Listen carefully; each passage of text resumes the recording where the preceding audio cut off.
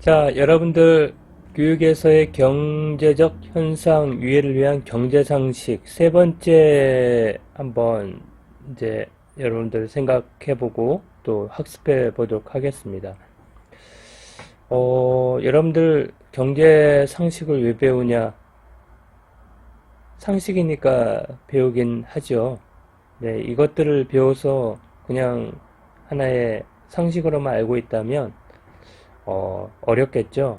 이런 것들을 어떻게 교육에서는 적용이 가능할지 이런 부분들을 한번 생각해 보는 시간을 가지겠습니다. 자, 한번 볼게요. 일단 이거부터 만들어 놓고 형광펜으로 하고 노란색으로죠. 자, 이제 먼저 그 경제제, 자유제, 대체제, 보완제를 한번 생각해 볼게요. 보통 우리 경제적으로 어떤 재화를 갖다가 다 희소성 있는 재화, 또 경제적으로 사고 파는 이러한 것들, 또 뭐 여러 가지 어떤 구매할 수 있는 거, 또 소비할 수 있는 그런 것들이 하나의 재화가 보통 경제제다. 흔히 말하는 우리 상품이나 어떤 서비스, 교육도 경제제가 될 수 있죠. 하나의 그 희소성 있는 자원이 될 수 있어요. 온라인을 통해서 어, 어떠한 그 메가스터디의 명강사가 뭐 선착순으로 혹은 굉장히 가격이 높게 책정된 그러한 온라인 강의는 희소성이 있을 수 있습니다. 그리고 특정한 대상에게만 제공을 한다거나 또 뭐 이런 것들이 다 희소성 있을 수가 있어요. 어쨌든 교육 서비스도 하나의 경제제다. 어, 그렇게 생각하면 자유제입니다. 유용은 해요. 경제적으로 유용은 하지만 희소하지 않는 거. 여기 보면 경제제는 희소성이 있는 거, 자유제는 유용하지만 희소하지 않는 거. 햇빛이나 공기, 요즘에 물 같은 것도 희소하지 않지만 이 물도 이제 경제제가 되고 있죠. 여러 가지 생수를 우리는 사서 먹습니다. 또 공기도 이제 알래스카의 아주 청정 공기를 우리가 사서 먹을 수도 있을 그러한 시대가 오겠죠. 어쨌든 이게 자유제라고 합니다. 경제제는 사고팔고 이러한 부분이 있다는 것. 그 다음에 대체제와 보완제입니다. 어떤 제와 유용성이 비슷해서 대체할 수 있는 거예요. 예를 들면 소고기와 돼지고기 같은 고기인데 소득이 있을 때는 돼지고기를 먹다가 이제 어떻게 보면 약간 소득이 좀 불확실해지면 서민 음식이죠. 돼지고기가. 우리 입장에서는. 그러나 요즘에 소고기나 돼지고기나 값이 뭐 수입 쇠고기가 더 우리나라 국산 돼지고기보다 더 싼 경우도 있지만 어쨌든 우리의 지금의 문화 속에 소고기는 그래도 소득이 많은 집안이 많이 먹고 그렇지 않은 사람은 돼지고기를 많이 먹는데 예를 들면 돼지고기 값이 확 많이 올랐어요. 돼지 열병 때문에. 그러면 소고기의 수요가 증가하겠죠? 이렇게 어떠한 재해에 의해서 어떤 한 재해가 어떤 문제가 발생되면 그거와 유사하면서도 비슷한 그러한 상품에 대체해서 쓸 수 있는 그게 나타난다는 겁니다. 그래서 그게 바로 대체제예요. 석유와 천연가스. 석유값이 올라가면 우리가 가스를 떼죠.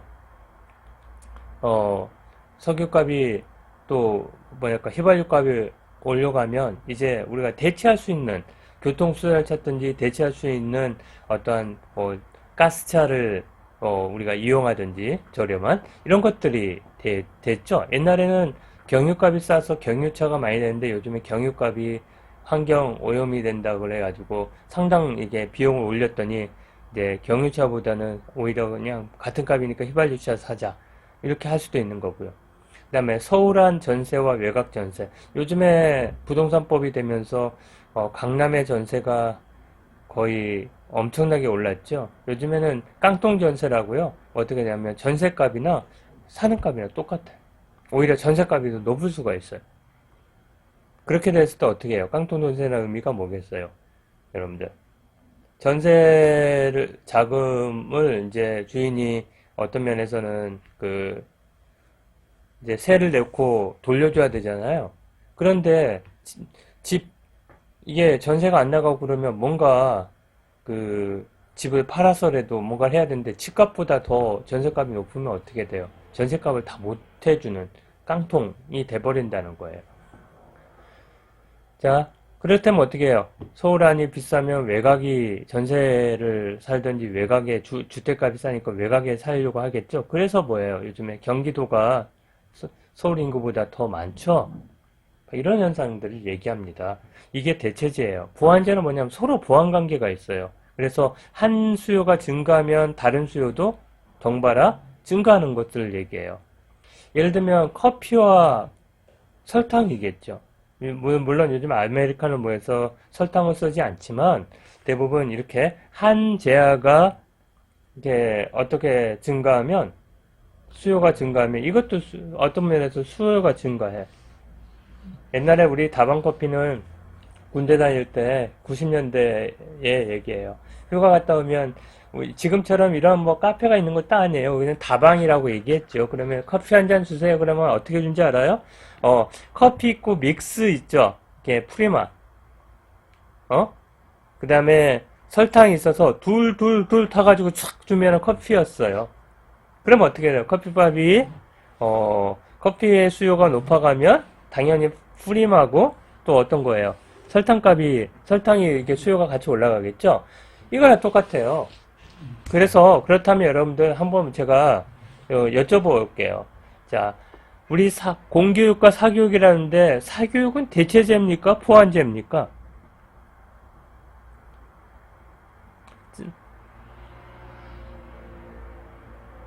대체제일 수도 보완제일 수도 있겠죠. 또 여러분들 평생교육은 학교교육의 대체제입니까? 보완제입니까? 여러분들 그 대안학교 많죠? 대안학교는 진짜 학교교육의 대체제예요? 보완제예요?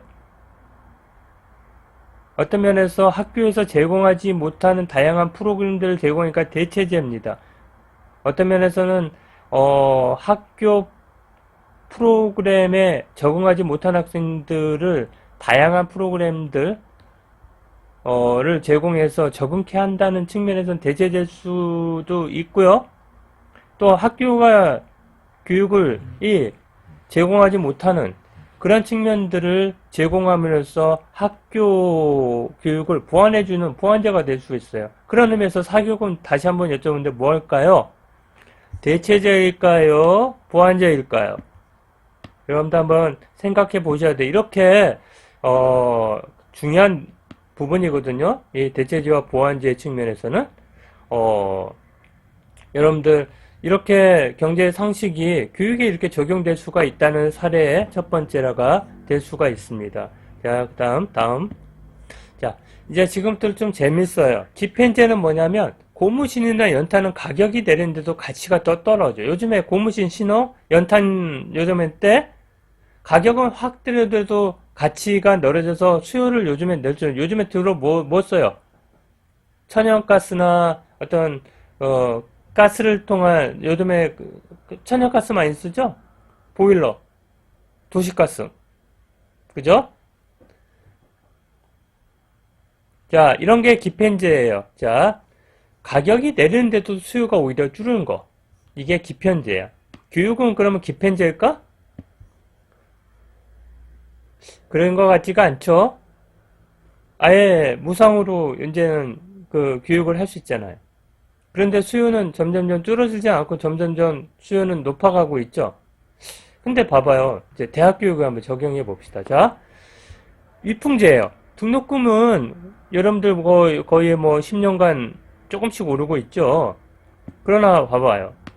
자, 등록금이 계속 오르는데 대학 교육의 수요는 줄지 않고 늘어가는 그러한 위풍제일까요? 뭐 원래 위풍제라는 건 가격이 계속 오르는데 어떤 수요가 줄지 않고 늘어나는 재화, 즉 명품 가방이나 고급 자동차 등이거든요. 요즘에 뭐 예를 들면 뭐 샤넬이든 뭐 제가 알 수가 없는 여러 가지 어, 어, 그런 명품 가방은 가격이 많이 오르지만 그거를 찾는 분들이 많죠. 수요는 굉장히 늘어납니다. 이런 걸 갖다가 위풍제라고 합니다. 자, 그 다음에 정상제. 실질 소득이 늘어나면 수요가 늘어나는 제어입니다.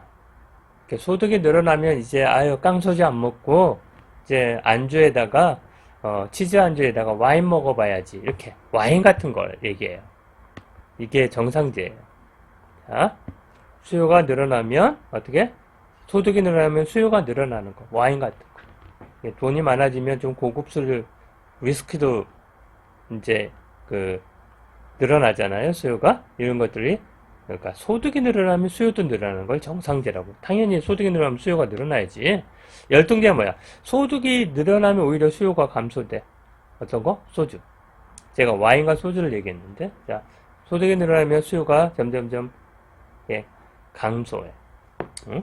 자, 이제 잘 살아, 어느 정도 잘 사니까 이제 정말 배고프고 어려울 때는 깡소주 마셨는데 지금은 이제 좀 근사하게 와인 한 잔 먹어보자. 뭐 이런 것들이 정상제와 열등제의 하나의 사례라고 볼 수 있겠습니다. 자, 지금부터 이제 잘 보셔야 돼. 이제 밴드웨건 효과, 스노비 효과, 배불런 효과, 과시 효과는 여러분들 이번 차시에는 아까쯤에 이번 차시가 아니라 아무튼 여러분들에게 뭘 제시할 거냐면 이거와 관련된 동영상들을 몇 개 제시를 할 겁니다. 여러분들 동영상을 보시고 여러분들 한번 밴드웨건 효과, 스노비 효과, 배불런 효과, 과시 효과 뭐 이러한 효과들이 뭔지를 정확하게 이해하시기 바랍니다.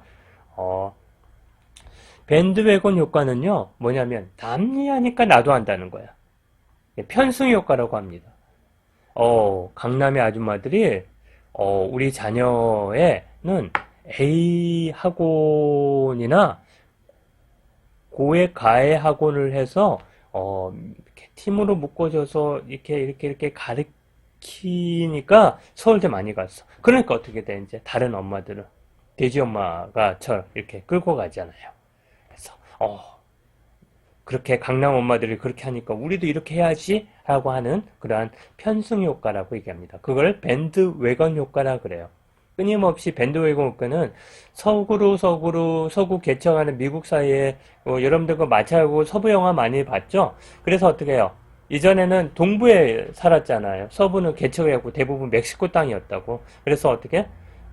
서부로 이제 거기에 금을 찾아, 황금을 찾아, 이락 천금의 어떤 부자가 되고자 하는 그런 것들의 밴드가 많이 움직이니까 밴드 웨건 효과라고 그랬다고 합니다. 그 다음에 스노브 효과. 일종의 스노브 효과라, 속물 효과라고 얘기하거든요. 다른 사람의 소비와 반대로 하는 소비예요. 자기 말들의 스타일. 자, 다른 사람은 다 이런 거야. 그냥 나는,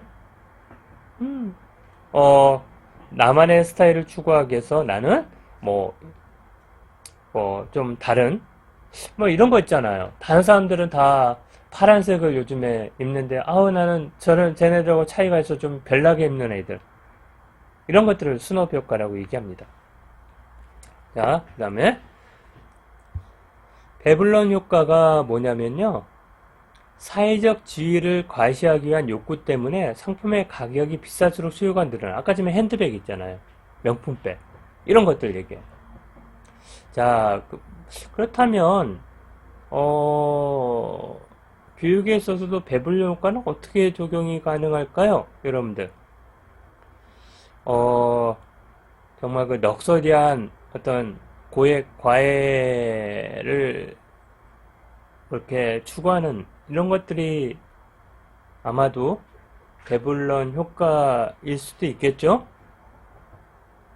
어떤 것들을 예시로 들 수 있는지 여러분들 한번 요 부분에 요 효과에 있어서는 여러분들 한번 토론 과제로 제시를 할 테니까 여러분들 한번 사례를 한번 찾아보세요.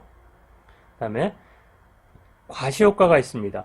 사회적, 심리적 영향으로 내 소득보다 높은 가격의 제품을 구입하여 유도하는 효과. 여러분들 같은 값이면 그냥 굴러다니면 차 아니에요? 왜 제네시스를 사야 되고 왜 벤츠를 사야 될까요? 바로 이 과시효과 때문에 그렇습니다. 배불러 효과도 마찬가지겠죠? 같은 값이면 일반 소나타보다는 벤츠가 낫죠. 그리고 그래서 어떻게 해요? 내 주의를 과시하고 싶은 거예요. 자, 어쨌든 여러분들 자 다시 한번 밴드웨건은 남이 하니까 나도 한다. 스노브 효과는 뭐야? 다른 사람의 소비와 반대되는 소비를 통해서 자신만의 스타일을 추구한다. 그 다음에 배블론 효과는 사회적 지위를 과시하기는 욕구 때문에 상품의 서비스의 가격이 비싸지만 수요가 늘어난다. 그 다음에 과시효과. 내 소득보다는 높은 가격에 구입을 하면서 어떻게 내 자신이 어떤 것들이라는 것들을 과시하고 싶은 그런 효과라고 얘기합니다. 그 다음에 의존효과. 광고나 선전 등의 욕구를 자극하며 소비. 그래서 어떻게 전지현이 많이 나오는 거야. 그래서 연예인들이 많이 나오는 거야. 연예인들이 저렇게 하니까 나도 하고 싶다. 그래서 우리나라의 광고는 연예인들이 판을 쳐요. 그게 다 의존효과라고 얘기합니다. 그 다음에 투기효과. 앞으로 가격이 오를 것을 예상해서 투기하는 거야. 대부분 부동산 투기라고 이야기하죠. 그죠? 사재기 같은 거. 코로나 상에서 우리나라는 사재기가 없었지만 외국에서는 사재기가 있었잖아요. 나중에 심지어는 화장지 값도 점점점 오를 거라고 생각해서 화장지조차도 미국에서는 굉장히 투기 효과를 얻었다는 거 아니에요? 자, 그 다음에 언더독 효과. 강자와 약자가 싸울 때, 그러니까 사람들이 연민해서 약자가 이겨주기를 바라는 효과를 갖다가 언더독 효과라고 얘기합니다. 그래서 큰 대기업과 중소기업이 싸울 때 중소기업이 어떠한 면에서 기술적으로 더 앞서 나가기를 원하는 그런 거겠죠. 그래서 어떻게 보면 교육에서도 마찬가지겠죠. 어떤 약체에 또 어떤 가망이 없다는 학교가 정말 더 잘해서 뭔가를 좀 효과를 나타낼 수 있는 학교가 되기를 바라는 그런 거죠. 예를 들면 연대보다 계대를 응원하는 그런 거일 수 있습니다. 그 다음에 버블 현상을 얘기해. 버블 현상이 뭐냐면 여러분들 실체는 없지만 겉으로는 크게 부풀어 오르는 거품 현상을 해요. 요즘에 여러분들 주식이 시장 여러분들 2030이 아주 주식시장에 뛰어들었죠. 2200에서 1400으로 내려가니까 이 코로나 상황에서 엄청나게 저가일 때 뭐냐면 막 주식을 사버리는 거예요. 그래서 가치가 이렇게 변하지 않았어요. 언제 떨어질지 모르지만 주가가 지나치게 상승하는 거예요. 버블 현상이라 그래. 부동산도 마찬가지야. 굉장히 어떠한 곧 이 지역에 재건축이 일어날 거다. 그러니까 어떻게 상당 부분 이렇게 그런 기대 심리만 갖고 굉장히 사람들이 수요가 몰려가지고 부동산 가격이 올라가는 그런 것들을 버블 현상이라 그래요. 자, 이 지역에 예를 들면 한번 얘기해 봅시다. 자, 어떠한 명문 고등학교나 대학교가 이 지역에 이주할 예정이라는 말만 나와도 그 지역의 부동산 가격이 들쑥날쑥하죠. 이런 것들이 다 어떻게 보면 버블 현상이라고 얘기하고요. 요즘에 풍선 효과라고 그러잖아요. 어느 한 부분을 누르면 어떻게 한쪽을 누르면 다른 쪽이 이렇게 부풀어 오는 거예요. 어떤 부분에서 문제가 해결되면 다른 부분에 새로운 문제가 발생하는 현상을 해요. 한쪽을 누르니까 다른 쪽이 블록하게 나오는 것처럼 어떤 문제를 해결하니까 다른 문제가 벌어져요. 자, 여러분들 강남 집값 잡으려고 하니까 어떻게 이제 강남보다는 어디야? 판교 아니면 뭐 뭐 다른 지역에 부동산의 값이 덩달아 오르고 그러면서 어떻게 그런 것들을 풍선 효과라 그래. 자, 가계 대출 때문에 은행권의 대출을 요즘에 막고 있잖아요. 집값 산다고. 그러니까 어떻게 이 금융권에 저렴한 대출을 받겠는지 신용대출을 받아가지고 하는 거죠. 아파트에 담보대출이 어려우니까 어떻게 이제 신용대출로 이제 옮겨버리는 이런 것들이 다 하나의 풍선 효과라고 볼 수 있습니다. 자, 그 다음에 수요와 수요 법칙을 얘기할게요. 수요는 뭐냐면 재화나 서비스를 구입하려는 욕구로 단순한 구입 욕구가 아니라 구매 능력을 여러분들 수요라고 했을 때 그냥 구입 욕구가 아니야. 뭐 사람들이 다 이거 구입할 거 하는 게 아니라 구매 능력을 갖추는 능력이야. 그러니까 일정한 재화 서비스를 구입하려고 하는 욕구이지만 실질적으로는 뭐냐 머니가 있어서 실질적으로 구매를 하려는 구매력을 갖춘 욕구다. 유효수요는 뭐냐면 이게 바로 거기서 나온 거예요. 재화와 서비스 구입을 위한 금전적 지출을 소반한 수요를 유효수요라 그래. 실질적으로 돈 내고 어떤 서비스를 구입하려고 하는 그런 수요를 얘기하고 반대로 구매력을 소비하는 거를 잠재수요라 그래. 그래서 여러분들 뭘 주로 잘 파악해야 돼. 경제적으로. 또 어떠한 사업을 하려고 그래. 실제적으로 여러분들 이거 하면은 많은 사람들이 원해서 그런 것보다 실질적으로 유동인구가 얼마큼 그러니까 유동인구가 얼마큼 되고 실질적인 실수요자가 얼마인지 실질수요자가 그러니까 뭐냐면 바로 유효수요가 어느 정도 될지를 정확하게 예측하고 하루에 예를 들면 뭐 카페인데 이 지역에 있어서는 적어도 200잔 이상은 팔 수 있다 이런 것들을 실제적인 수요를 잘 여러분들이 파악을 해야 그게 여러분들이 어떤 사업을 할 때도 성공할 수가 있어요. 그래서 이제 그 다음에 수요 법칙. 다른 조건이 같을 때 어떤 제약 가격이 오르면 가격이 오르면 어떻게 수요는 반대로 줄어들겠죠.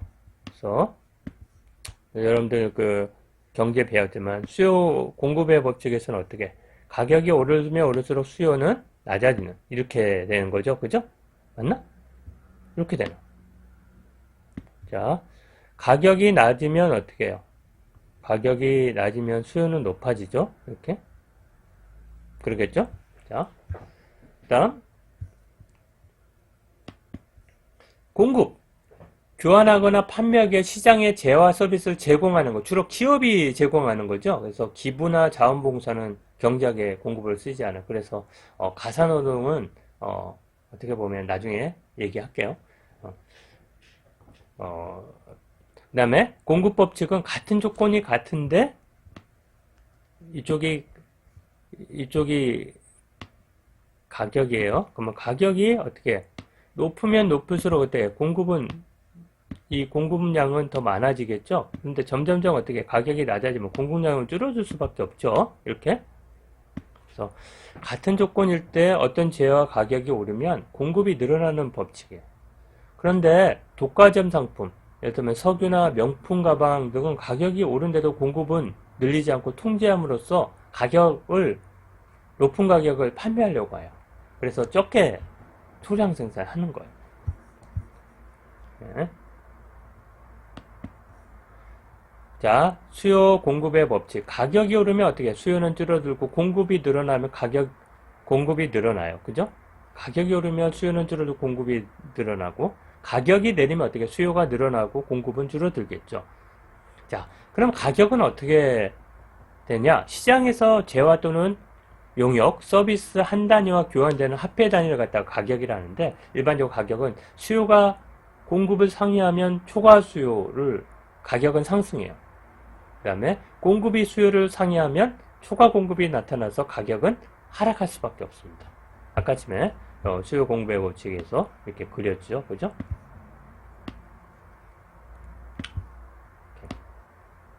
이런 현상이 되는 거예요. 그래서 이쪽에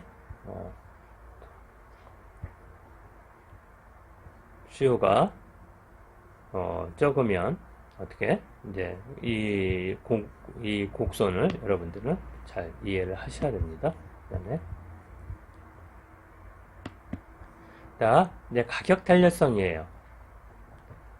수요의 가격 탄력성은 가격 변화율에 대한 수요량이야. 그러니까 가격이 A라는 가격에서 B라는 가격으로 이렇게 변했을 때 C라는 수요에서 D라는 그런 그 수요로 얼마만큼 변화했느냐 이걸 얘기합니다. 변화율 곱하기 100이겠죠. 그래서 사치품의 수요 가격 탄력성은 큽니다. 가격이 이게 뛰면 뛸수록 사치품은 어떻게 해요? 점점점 뛰면 뛸수록 수요는 줄어들까요? 가격 탄력성, 수요량의 변화는 굉장히 크다. 아주. 그다음에 필수품은 그렇게 크지는 않습니다. 완만합니다. 뭐 가격이 오르든 낮든 그 필수품은 이렇게 탄력성이 낮습니다. 사치품은 가격이 싸지면 굉장히 수요가 확 급증하고 이렇게 탄력성이 크다는 겁니다. 대체재가 있는 상품은 수요의 가격 탄력성은 굉장히 큽니다. 대체재가 있었을 때, 그죠? 그 다음에 대체재가 없는 상품은 가격 탄력성이 굉장히 작은 편입니다. 울며 겨자 먹기로 뭔가를 사야 되잖아요. 그렇기 때문에 그렇습니다.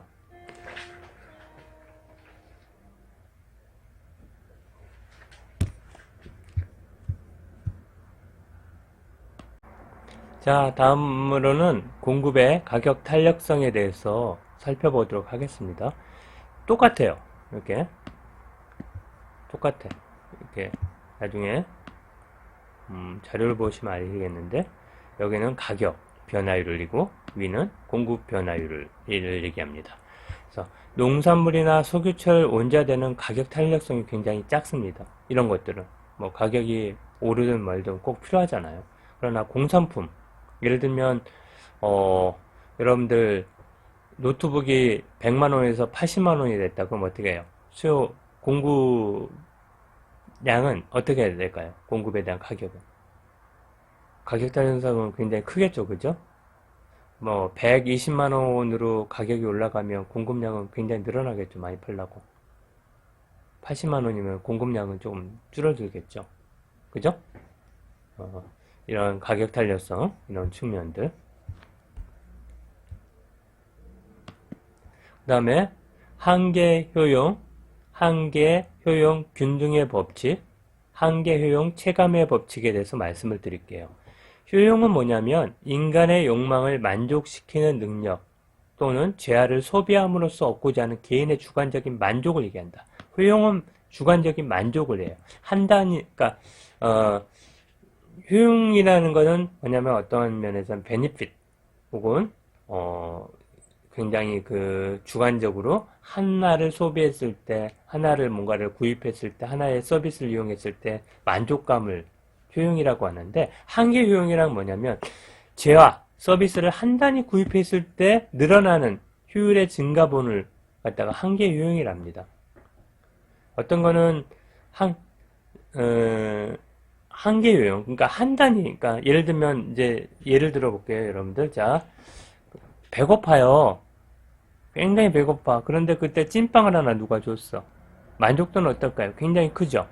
근데 2개, 3개, 4개 이제 하나씩 증가할 때마다 증가반은 어떻게 할까요?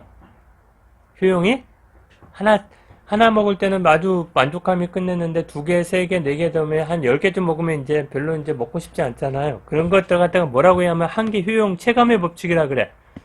소비를 한 단위씩 늘려갈 때마다 효용이 줄어들어. 점점점 이렇게 이게 곡선이 이렇게 현상이 나타나요.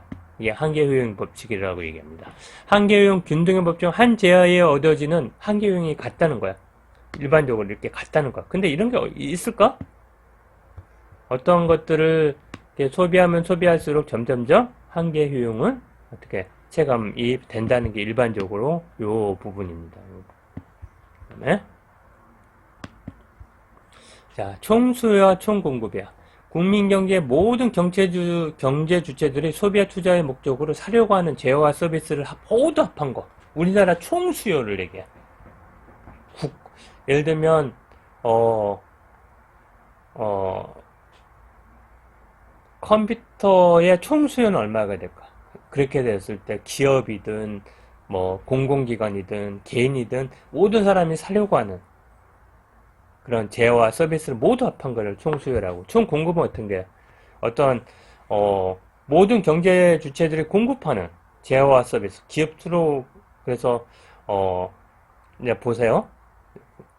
총 수요가 총 공급보다 높으면 재고는 어떻게 감소할 수밖에 없죠.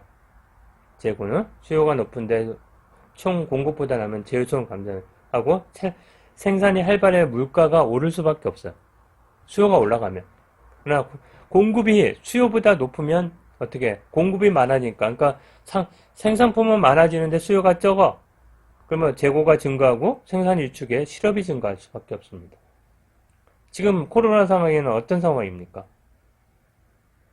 공급은 일정해 지금. 그러나 수요는 가급적이면 집에서 먹자 뭐 하다니까 가게도 안 되고 그러니까 어떻게 돼? 생산도 위축되고 판매도 어려우니까 실업도 그러니까 뭐야 폐업하고 또 많은 직원들을 내보내고 하잖아요. 이런 것들이 다 실업이 증가하는 그런 측면들을 얘기한다 라고 보시면 되고요. 그 다음에 가격 차별화가 있습니다. 가격 통제 방법.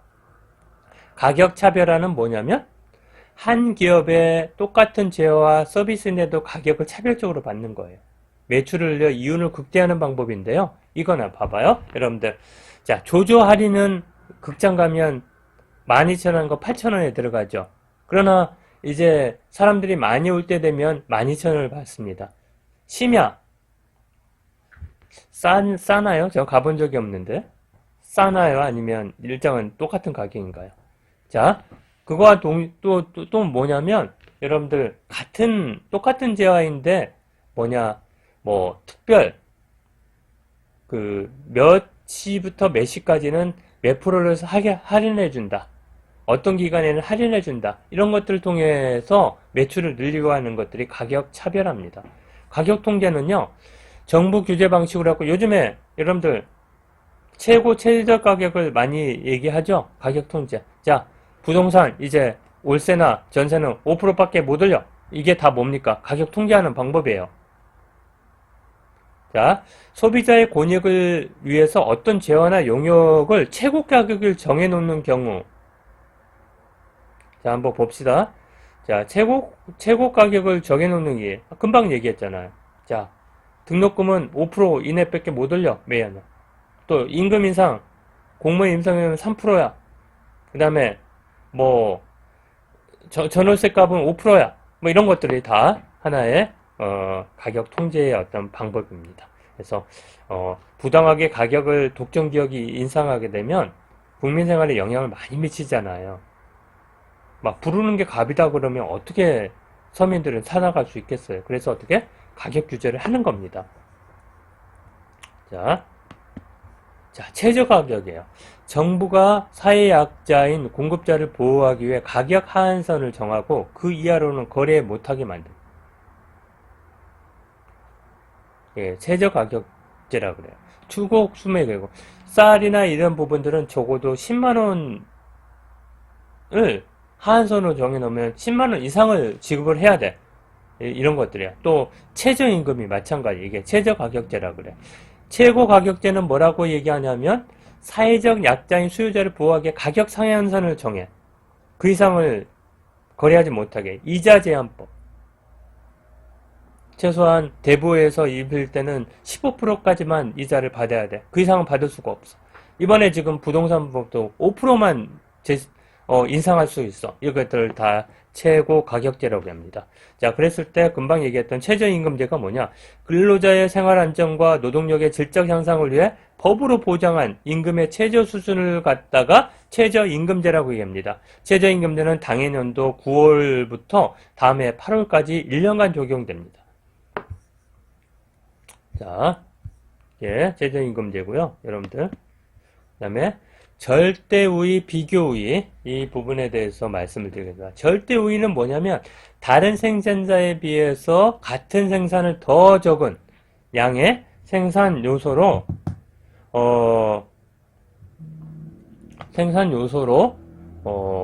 를 투입하여 생산할 수 있는 능력에 절대 우위야.